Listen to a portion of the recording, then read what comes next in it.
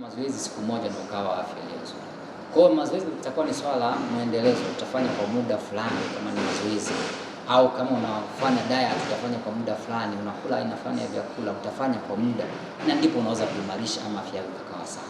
Au labda ikitokea afya yako imetetereka, huwezi ukapewa dawa leo ikawa umeimarika. Pengine ni aina ambayo inaweza ikawa ya tofauti sana, lakini kadiri ulivyoweza kupata changamoto kwenye afya ilikuwa ni mdogo vile, hata wakati hiyo changamoto na kutoka, utapewa dawa ambayo unaweza kupangiwa, hii ni 2 mara 3, utakunywa kwa muda wa siku 3, muda wa siku 7, muda wa siku au mwezi mmoja. Sasa kitendo cha kutamka 2 mara 3 au 2 mara 2 kwa siku inaashiria swala la muda. Kwa hiyo baada ya kunywa dawa awamu ya kwanza itakupaswa kuchukua masaa fulani. Kwa hiyo yote tunaonyesha kwamba nafasi ya muda katika maisha yetu ni kitu muhimu. Mpendwa mtazamaji na mfuatiliaji wa kipindi chetu, hivyo ni vitu vichache ambavyo tumeweza kuviangazia, umuhimu ni namna gani vitu vinavyoakisi matumizi ya muda katika maisha ya binadamu ya kawaida. Nipende pia sasa kuzungumzia ama vitu ambavyo tunapaswa kuvizingatia ili kutumia muda wako vizuri. Vipo vitu vingi ambavyo tunaweza tukavifanya ili kuokoa muda ama kutumia muda wetu vizuri. Kitu cha kwanza ambacho tunaweza tukakifanya ili kuokoa muda wako na kutumia muda wako vizuri, kuepuka kupoteza muda, ni kujiwekea malengo binafsi. Kwa nini tunasema ujiwekee malengo binafsi? Bwana, ukiwa na malengo ndio dira yako. Huo ndio mwongozo wako utakao kufanya sasa wewe uweze kutembea na kutimiza ndoto zako. Sasa zingatia hilo ambalo unapaswa kulifanya, kwa sababu kila mmoja na ndoto zake au na mipango yake. Kwa hiyo ukifuata mipango ya mwingine, nina imani utapoteza muda wako na utachelewa kufikia vile ambavyo umejiwekea ama kufikia malengo ambayo umejiwekea.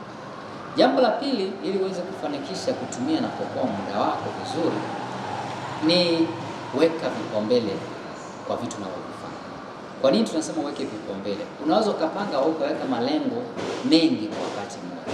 Sasa malengo hayawezi kuyatimiza kwa wakati mmoja. Jambo ambalo litakusaidia, toa vipaumbele katika malengo niliyoweka. Vipaumbele au nianze na kipi, nimalize na kipi. Kitendo cha kutoa kipaumbele hichi kitakufanya sasa wewe usiweze kupoteza dira ama mwelekeo kwa kile ambacho unapaswa kukifanya kwenye malengo uliyojiwekea. Jambo la tatu ambalo unapaswa kulizingatia pia, fanya mambo machache kwa uhakika.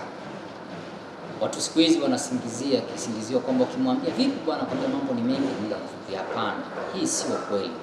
Ni kwa sababu gani tunasema kwamba mambo ni mengi? Na ukimuuliza katika mambo mengi amefanikiwa kipi? Na hakuna pengine ambacho ameweza kufanikiwa.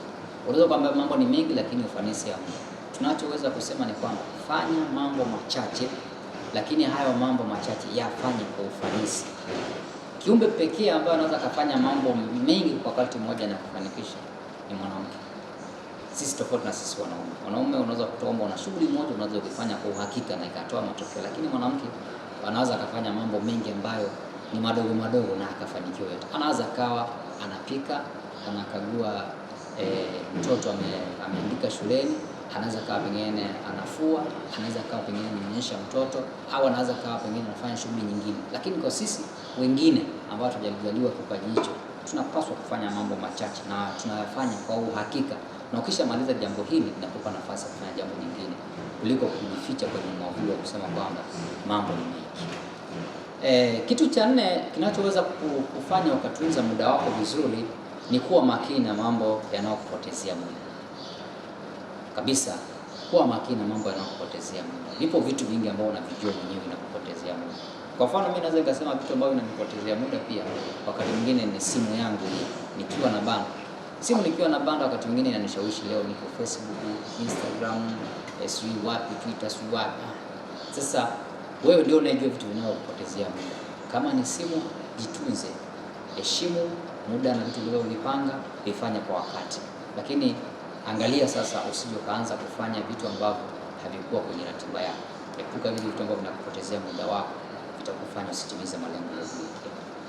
Jambo la 5 au kitu cha 5 unachoweza kufanya ili kutunza muda wako vizuri, jifunze kusema hapana. Narudia kusema tena, jifunze kusema hapana. Kwa hiyo tunasema jifunze kusema hapana, jifunze kusema hapana, kwa maana ya kwamba sio kila mtu anayekwambia twende huku au fanya hichi umwambie sawa au hivi sawa. Utajikuta kwamba unatimiza malengo ya mtu mwingine. Hii sisemi kwamba nafundisha watu tabia mbaya, la hasha.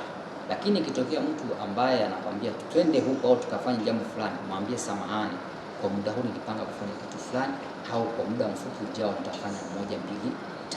Samahani, labda pengine tutaenda siku nyingine, au Mungu akijalia muda mwingine. Hii ni namna sahihi ya kuweza kutimiza nawe mambo yako.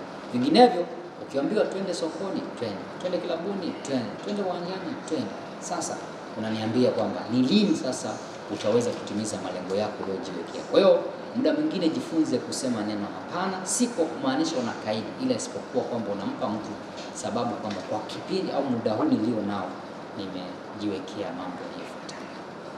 Jambo la 6 ambalo linaweza kukusaidia kuokoa muda wako ni jipe ukomo wa kufanya vitu. Haiwezekani kwamba kitu fulani unaweza kukifanya kwa muda mrefu. Hapana, wazungu wanakuambia time frame.